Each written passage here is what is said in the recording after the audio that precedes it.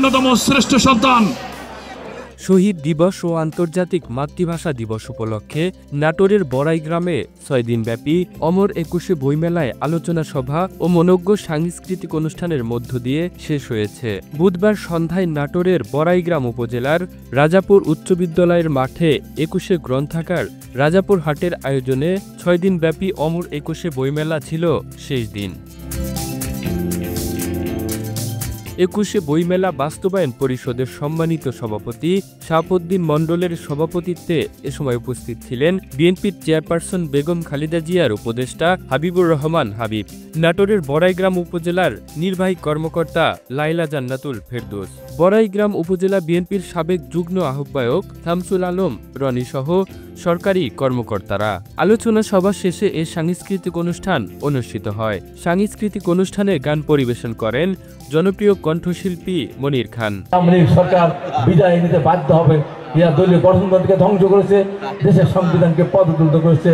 প্রিয় বন্ধুরা আমার, এই সরকারের পতন হয়েছে। দুঃখ আগে যখন দেখি আমাদেরকে কটাক্ষ করে কেউ কেউ বক্তব্য দেয়। দেশনেত্রী বেগম খালেদা জিয়া কষ্ট করলেন, বিনা বিচারের অন্যায়ভাবে তাকে সাজা দিয়ে কারাগারে থাকলেন, বিদেশে যেতে পারলেন না। আমাদের প্রিয় নেতা, মহান স্বাধীনতার ঘোষক শহীদ রাষ্ট্রপতি জিয়া রহমান যুদ্ধ করে দেশ স্বাধীন করেছিলেন। তার সন্তান আমাদের প্রিয় নেতা দীর্ঘদিন দেশে আসতে পারেননি, এখনো আসতে পারেননি।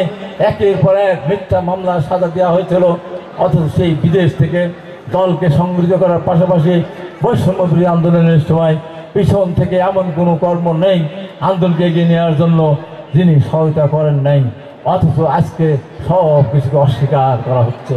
আমি পরিষ্কার করে বলতে চাই, বিএনপির এত কষ্ট শ্রম জীবনদান যদি তাকে কেউ অস্বীকার করে, আওয়ামী লীগ যেমন বিএনপিকে মাইনাস করতে গিয়ে মাইনাসটা হয়েছে, দেশ থেকে বিতাড়িত হয়েছে, তাই বলবো বিএনপিকে যদি কেউ মাইনাস করতে চায়, বিএনপির প্রতি অসম্মান দেখে কেউ যদি মনে করে বিএনপিকে ছোট করবে, বিএনপিকে এই দেশের মানুষ থেকে বিএনপির ভাবমূর্তি ক্ষুণ্ণ করে এই দেশ থেকে বিএনপির জনপ্রিয়তা কমিয়ে দেবে, আমি বলবো যারা চেষ্টা করবে তারাই মাইনাস হয়ে যাবে।